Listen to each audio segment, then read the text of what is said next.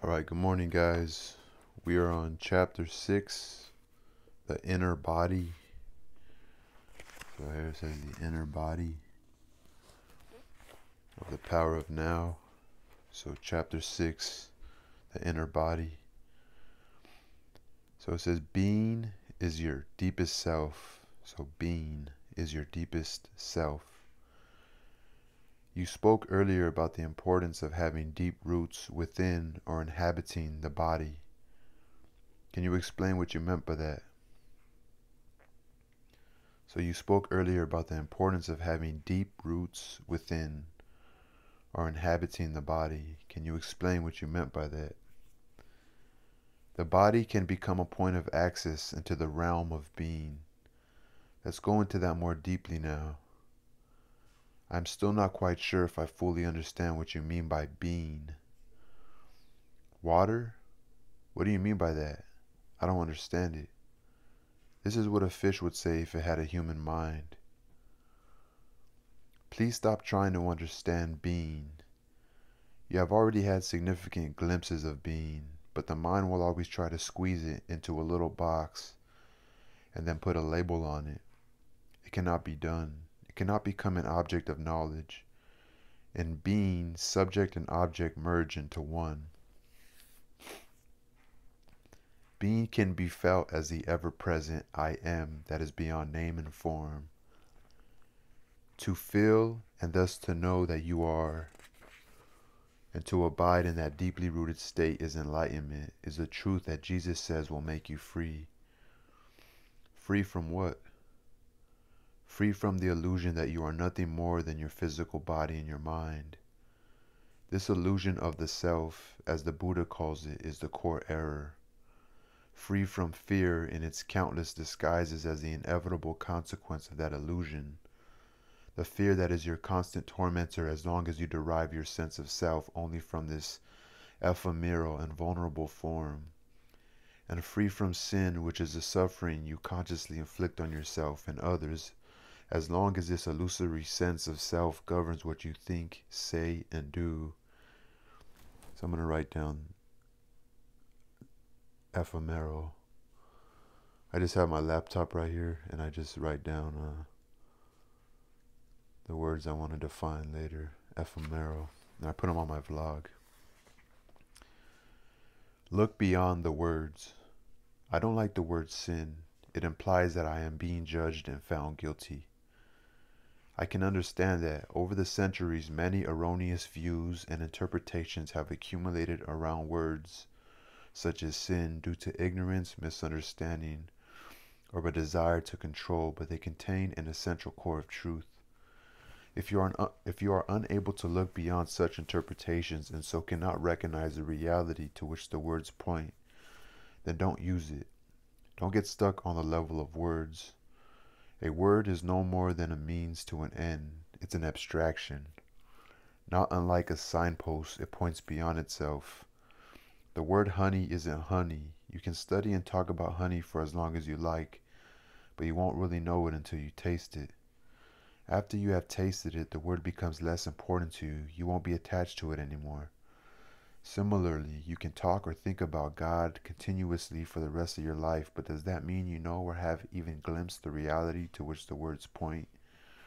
It really is no more than an obsessive attachment to a signpost, a mental idol. The reverse also applies. If for whatever reason you dislike the word honey, that might prevent you from ever tasting it. If you had a strong aversion to the word God, which is a negative form of attachment, you may be denying not just the word, but also the reality to which it points. You would be cutting yourself off from the possibility of experiencing that reality.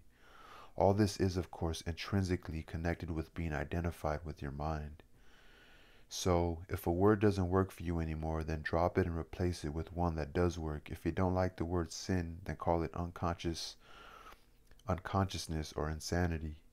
That may get you closer to the truth, the reality behind the word, than a long misused word like sin, and leaves little room for guilt. So that may get you closer to the truth, the reality behind the word, than a long misused word like sin and leaves little room for guilt. I don't like those words either. They imply that there is something wrong with me. I am being judged. Of course there is something wrong with you and you are not being judged. I don't mean to offend you personally, but do you not belong to the human race that killed over 100 million members of its own species in the 20th century alone?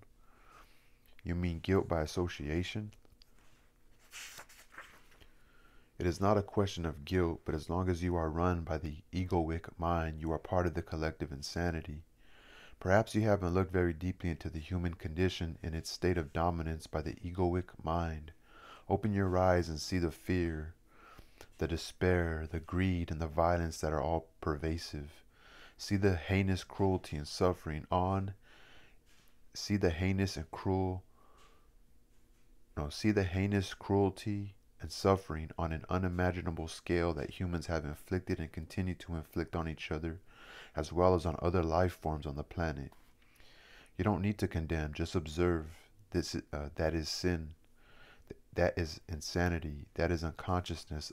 Above all, don't forget to observe your own mind. Seek out the root of the insanity there, finding your invisible and indestructible reality. You said that identification with our physical form is part of the illusion. So how can the body, the physical form, bring you to a realization of being? The body that you can see and touch cannot take you into being, but that visible and tangible body is only an outer shell, or rather a limited and distorted perception of a deeper reality.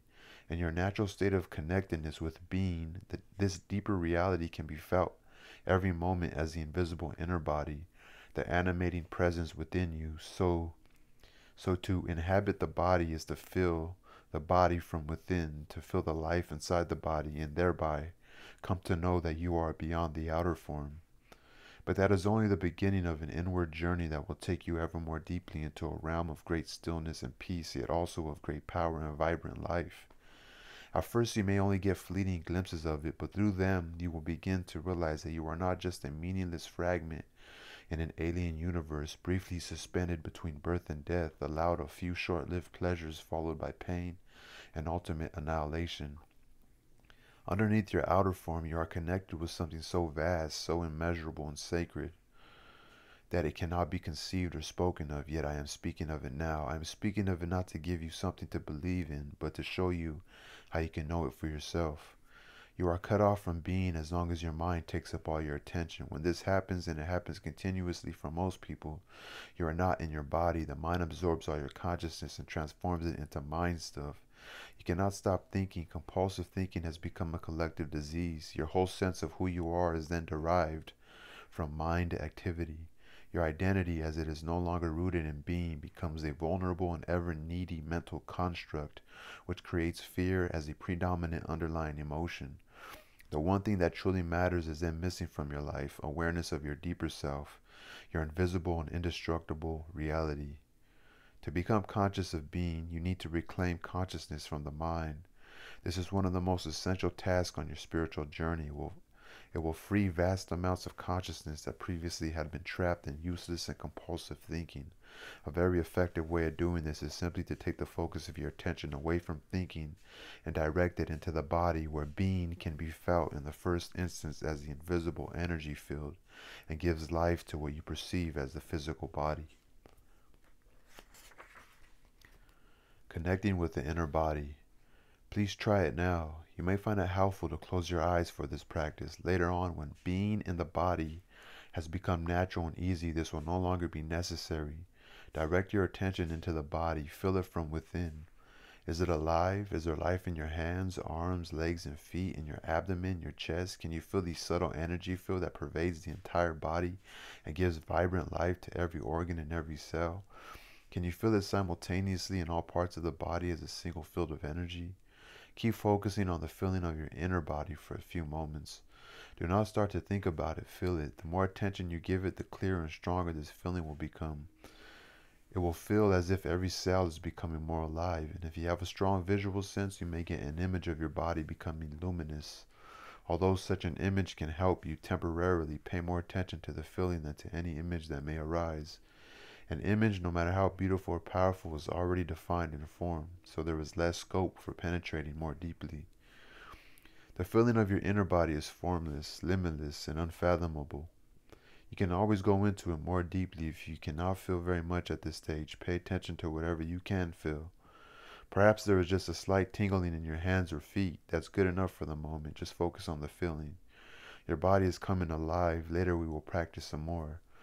Please open your eyes now, but keep some attention in the inner energy field of the body even as you look around the room. The inner body lies at the threshold between your form identity and your essence identity.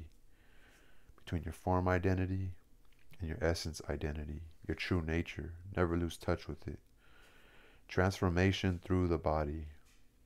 Why have most religions condemned or denied the body? It seems that spiritual seekers have always regarded the body as a hindrance or even as sinful. Why have so few seekers become finders? On the level of the body, humans are very close to animals. All the basic bodily functions, pleasure, pain, breathing, eating, drinking, defecating, sleeping, the drive to find a mate and procreate, and of course birth and death, we share with the animals. A long time after their fall from a state of grace and oneness into illusion, humans suddenly woke up in what seemed to be an animal body, and they found this very disturbing. Don't fool yourself, you are no more than an animal. This seemed to be the truth that was staring them in the face. But it was so disturbing a truth to tolerate. Adam and Eve saw that they were naked, and they became afraid. Unconscious denial of their animal nature set in very quickly. The threat that they might be taken over by powerful instinctual drives and revert back to complete unconsciousness was indeed a very real one. Shame and taboos appeared around certain parts of the body and bodily functions, especially sexuality. The light of their consciousness was not yet strong enough to make friends with their animal nature, to allow it to be and even enjoy that aspect of themselves, let alone to go deeply into it, to find the divine hidden within it, the reality within the illusion. So they did what they had to do. They began to disassociate from their body. They now saw themselves as having a body rather than just being it. When religions arose, this disassociation became even more pronounced as the "you are not your body" belief. Countless people in East and West throughout the ages have tried to find God, salvation, or enlightenment through denial of the body. This took the form of denial of sense pleasures and of sexuality in particular, fasting and other ascetic practices. They even inflicted pain on the body in an attempt to weaken or punish it because they regarded it as sinful. In Christianity, this used to be called mortification of the flesh. Others try to escape from the body by entering trance states or seeking out-of-body experiences. Many still do. Even the Buddha is said to have practiced body denial through fasting and extreme forms of asceticism for 6 years, but he did not attain enlightenment until after he had given up this practice. Asceticism.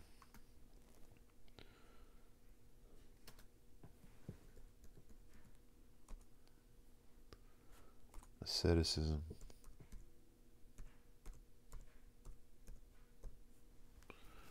Alright, so the fact is that no one has ever become enlightened through denying or fighting the body or through an out-of-body experience. Although such an experience can be fascinating and can give you a glimpse of the state of liberation from the material form, in the end you will always have to return to the body where the essential work of transformation takes place. Transformation is through the body, not away from it. Kind of seem like this guy, that could be subjective maybe, especially if you, I don't know. At the same time, is this guy like how did he become enlightened, for him to say that it's through the body. This is why no true master has ever advocated fighting or leaving the body, although their mind-based followers often have. Well, Jesus, see what he did? He didn't care about the body. Of the ancient teachings concerning the body, only certain fragments survive, such as Jesus' statement that your whole body will be filled with light, or they survive as myths, such as the belief that Jesus never relinquished his body but remained one with it and ascended into heaven with it. Almost no one to this day has understood those fragments or the hidden meaning of certain myths, and the "you are not your body" belief has prevailed universally, leading to body denial and attempts to escape from the body. Countless seekers have thus been prevented from attaining spiritual realization for themselves and becoming finders. Is it possible to recover the lost teachings on the significance of the body, or to reconstruct them from the existing fragments? There is no need for that. All spiritual teachings originate from the same source. In that sense, there is and always has been only one master who manifests in many different forms. I am that master, and so are you, once you are able to access the source within. And the way to it is through the inner body. Although all spiritual teachings originate from the same source, once they become verbalized and written down, they are obviously no more than collections of words. And a word is nothing but a signpost, as we talked about earlier. All such teachings are signposts pointing the way back to the source. I have already spoken of the truth that is hidden within your body, but I will summarize for you again the lost teachings of the masters. So here is another signpost. Please endeavor to fill your inner body as you read or listen.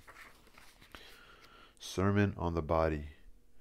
What you perceive as a dense physical structure called the body, which is subject to disease, old age, and death, is not ultimately real, is not you. It is a misperception of your essential reality that is beyond birth and death, and is due to the limitations of your mind, which, having lost touch with being, creates the body as evidence of its illusory belief in separation, and to justify its state of fear. But do not turn away from the body, for within that symbol of impermanence, limitation, and death that you perceive as illusory creation of your mind is concealed the splendor of your essential and immortal reality. Do not turn your attention elsewhere in your search for the truth, for it is nowhere else to be found but within your body.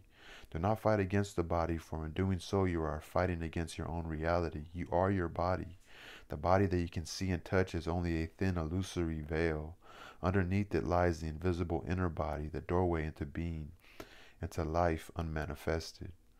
Through the inner body, you are inseparably connected to this unmanifested one life, birthless, deathless, eternally present. Through the inner body, you are forever one with God. So I feel like he's just trying to like even before he was talking about words, how even just the words could throw you off, right? So I think this is like modern teaching. He's just really trying to reconstruct the way, the way what we've been taught before. He's just trying to all right, don't worry about words so much. Don't put so much to words. They're just signposts. Don't put so much, well, my body's evil, don't put so much to that. Stop focusing on these negative thoughts. Just really just be chill. Be cool, Stop thinking. Stop being so competitive. Stop comparing, I believe that's what he's getting at. Have deep roots within. The key is to be in a state of permanent connectedness with your inner body, to feel it at all times. This will rapidly deepen and transform your life. The more consciousness you direct into the inner body, the higher its vibrational frequency becomes, much like a light that grows brighter as you turn up the dimmer switch and so increase the flow of electricity. At this higher energy level, negativity cannot affect you anymore, and you tend to attract new circumstances that reflect this higher frequency. If you keep your attention in the body as much as possible, you will be anchored in the now. You won't lose yourself in the external world, and you won't lose yourself in your mind. Thoughts and emotions, fears and desires may still be there to some extent, but they won't take you over. Please examine where your attention is at this moment. You are listening to me, or you are reading these words in a book. This is the focus of your attention. You are also peripherally aware of your surroundings, other people, and so on. Furthermore, there may be some mind activity around what you are hearing or reading, some mental commentary, yet there is no need for any of this to absorb all your attention. See if you can be in touch with your inner body at the same time. Keep some of your attention within. Don't let it all flow out. Fill your whole body from within as a single field of energy. It is almost as if you are listening or reading with your whole body. Let this be your practice in the days and weeks to come. Do not give all your attention away to the mind and the external world. By all means, focus on what you are doing, but fill the inner body at the same time whenever possible. Stay rooted within. Then observe how this changes your state of consciousness and the quality of what you are doing. Whenever you are waiting, wherever it may be, use that time to fill the inner body. In this way, traffic jams and lines become very enjoyable. Instead of mentally projecting yourself away from the now, go more deeply into the now by going more deeply into the body. The art of inner body awareness will develop into a completely new way of living, a state of permanent connectedness with being, and will add a depth to your life that you have never known before. It is easy to stay present as the observer of your mind when you are deeply rooted within your body. No matter what happens on the outside, nothing can shake you anymore. Unless you stay present and inhabiting your body is always an essential aspect of it, you will continue to be run by your mind. The script in your head that you have learned a long time ago, the conditioning of your mind, will dictate your thinking and your behavior. You may be free of it for brief intervals, but rarely for long. This is especially true when something goes wrong or there is some loss or upset. Your conditioned reaction will then be involuntary, automatic, and predictable, fueled by the one basic emotion that underlies the mind-identified state of consciousness: fear. So when such challenges come, as they always do, make it a habit to go within at once and focus as much as you can on the inner energy field of your body. This need not take long, just a few seconds, but you need to do it the moment that the challenge presents itself. Any delay will allow a conditioned mental emotional reaction to arise and take you over. When you focus within and feel the inner body, you immediately become still and present as you are withdrawing consciousness from the mind. If a response is required in that situation, it will come up from this deeper level, just as the sun is infinitely brighter than a candle flame. There is infinitely more intelligence in being than in your mind. As long as you are in conscious contact with your inner body, you are like a tree that is deeply rooted in the earth, or a building with a deep and solid foundation. The latter analogy is used by Jesus in the generally misunderstood parable of the two men who build a house.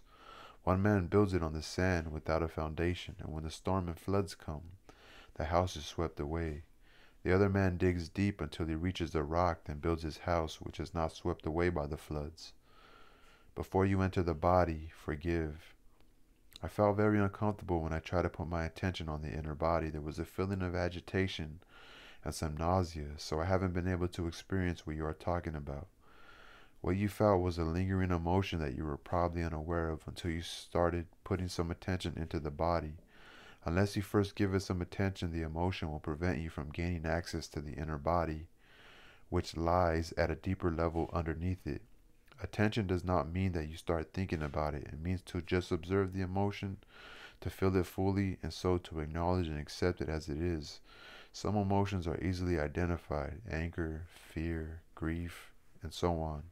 Others may be much harder to feel, or others may be much harder to label. They may just be vague feelings of unease, heaviness, or constriction, halfway between an emotion and a physical sensation. In any case, what matters is not whether you can attach a mental label to it, but whether you can bring the feeling of it into awareness as much as possible. Attention is the key to transformation, and full attention also implies acceptance. Attention is like a beam of light, the focused power of your consciousness that transmutes everything into itself. In a fully functional organism, an emotion has a very short lifespan. It is like a momentary ripple or wave on the surface of your being. When you are not in your body, however, an emotion can survive inside you for days or weeks, or join with other emotions of a similar frequency that have merged and become the pain body, a parasite that can live inside you for years, feed on your energy, lead to physical illness, and make your life miserable. See Chapter 2. So place your attention on feeling the emotion and check whether your mind is holding on to a grievance pattern, such as blame, self-pity, or resentment that is feeding the emotion. If that is the case, it means that you haven't forgiven. Non-forgiveness is often toward another person or yourself, but it may just as well be toward any situation or condition, past, present, or future, that your mind refuses to accept. Yes, there can be non-forgiveness even with regard to the future. This is the mind's refusal to accept uncertainty, to accept that the future is ultimately beyond its control. Forgiveness is to relinquish your grievance and so to let go of grief. It happens naturally once you realize that your grievance serves no purpose except to strengthen a false sense of self. Forgiveness is to offer no resistance to life, to allow life to live through you. The alternatives are pain and suffering, a greatly restricted flow of life energy, and in many cases, physical disease. The moment you truly forgive, you have reclaimed your power from the mind. Non-forgiveness is the very nature of the mind. Just as the mind-made false self, the ego, cannot survive without strife and conflict. The mind cannot forgive. Only you can. You become present. You enter your body. You feel the vibrant peace and stillness that emanate from being. That is why Jesus said, before you enter the temple, forgive.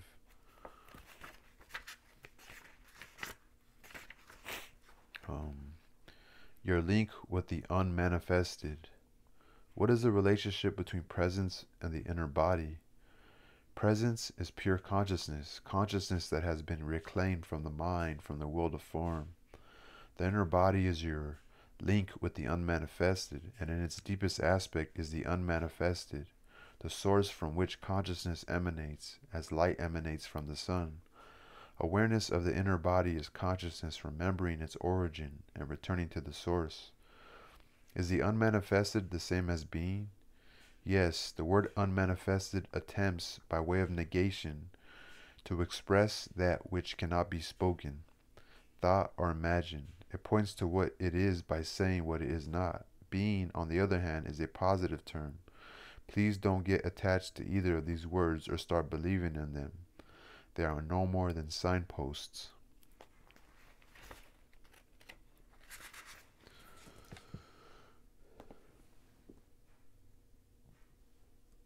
So unmanifested.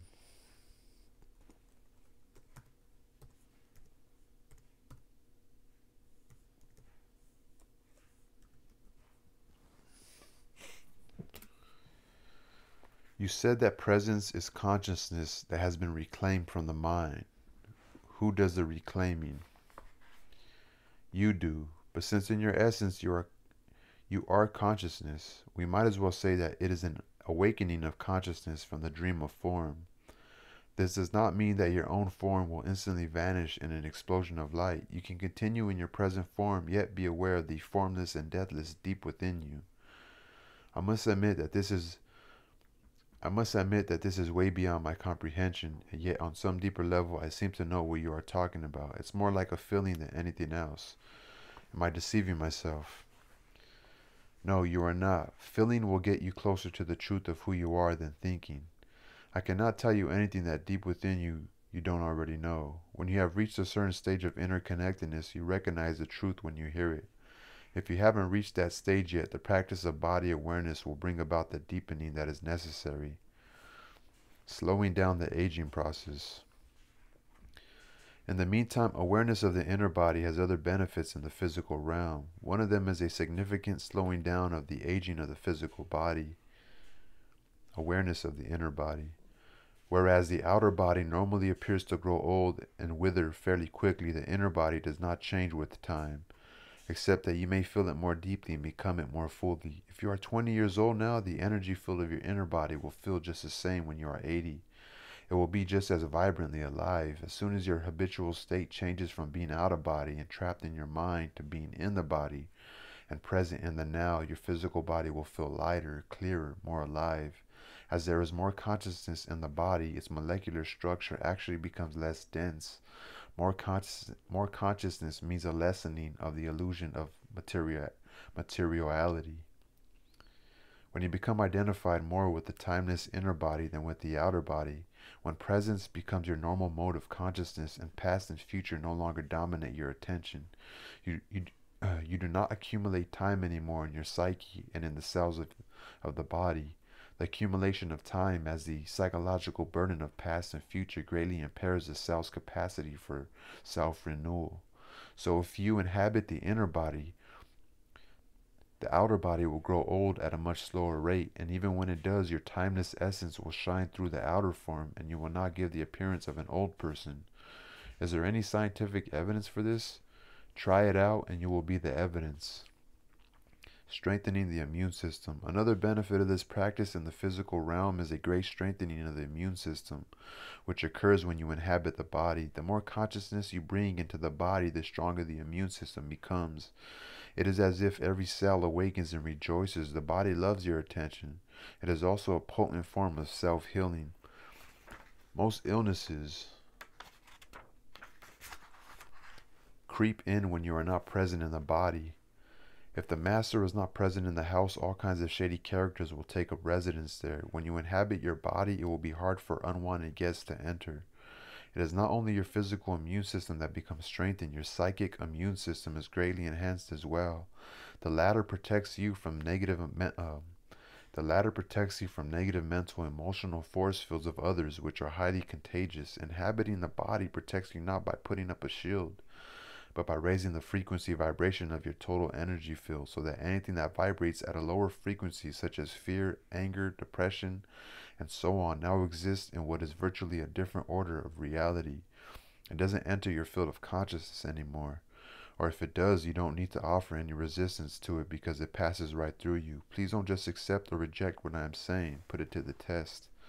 There was a simple but powerful self-healing meditation that you can do whenever you feel the need to boost your immune system. It is particularly effective if used when you feel the first symptoms of an illness, but it also works with illnesses that are already entrenched if you use it at frequent intervals and with an intense focus. It will also counteract any disruption of your energy field by some form of negativity. However, it is not a substitute for the moment-to-moment practice of being in the body. Otherwise, its effects will only be temporary. Here it is. When you are unoccupied for a few minutes, and especially last thing at night before falling asleep and first thing in the morning before getting up, flood your body with consciousness. Close your eyes, lie flat on your back, choose different parts of your body to focus your attention on briefly. At first, hands, feet, arms, legs, abdomen, chest, head, and so on. Feel the life energy inside those parts as intensely as you can. Stay with each part for 15 seconds or so. Then let your attention run through the body like a wave a few times, from feet to head and back again. This need only take a few minutes or so. After that, feel the inner body in its totality as a single field of energy. Hold that feeling for a few minutes. Be intensely present during that time, present in every cell of your body. Be intensely present during that time, present in every cell of your body. Don't be concerned with the mind. Don't be concerned if the mind occasionally succeeds in drawing your attention out of the body and you lose yourself in some thought. As soon as you notice that this has happened, just return your attention to the inner body. Let the breath take you into the body. At times when my mind has been very active, it has acquired such momentum that I find it impossible to take my attention away from it and feel the inner body. This happens particularly when I get into a worry or anxiety pattern. Do you have any suggestions? If at any time you are finding it hard to get in touch with the inner body, it is usually easier to focus on your breathing first. Conscious breathing, which is a powerful meditation in its own right, will gradually put you in touch with the body. Follow the breath with your attention as it moves in and out of your body. Breathe into the body and feel your abdomen expanding and contracting slightly with each inhalation and exhalation. If you find it easy to visualize, close your eyes and see yourself surrounded by light or immersed in a luminous substance, a sea of consciousness. Then breathe in that light. Feel that luminous substance filling up your body and making it luminous also. Then gradually focus more on the feeling. You are now in your body. Don't get attached to any visual image. Creative use of mind. If you need to use your mind for a specific purpose, use it in conjunction with your inner body. Only if you are able to be conscious without thought can you use your mind creatively. And the easiest way to enter that state is through your body. Whenever an answer, a solution, or a creative idea is needed, stop thinking for a moment by focusing attention on your inner energy field. Become aware of the stillness. When you resume thinking, it will be fresh and creative. And any thought activity, make it a habit to go back and forth every few minutes or so between thinking and an inner kind of listening, an inner stillness. We could say, don't just think with your head, think with your whole body. The art of listening. When listening to another person, don't just listen with your mind, listen with your whole body. Feel the energy field of your inner body as you listen. That takes attention away from thinking and creates a still space that enables you to truly listen without the mind interfering. You are giving the other person space to be. It is the most precious gift you can give. Most people don't know how to listen because a major part of their attention is taken up by thinking. They pay more attention to that than to what the other person is saying, and none at all to what really matters, the being of the other person, underneath the words in the mind. Of course, you cannot feel someone else's being except through your own. This is the beginning of the realization of oneness, which is love. At the deepest level of being, you are one with all that is.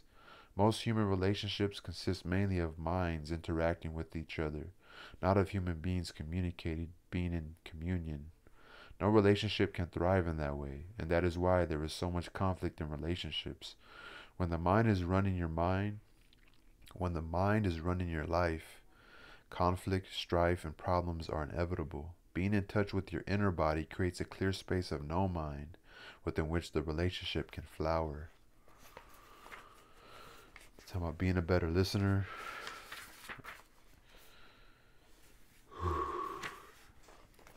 I have a headache.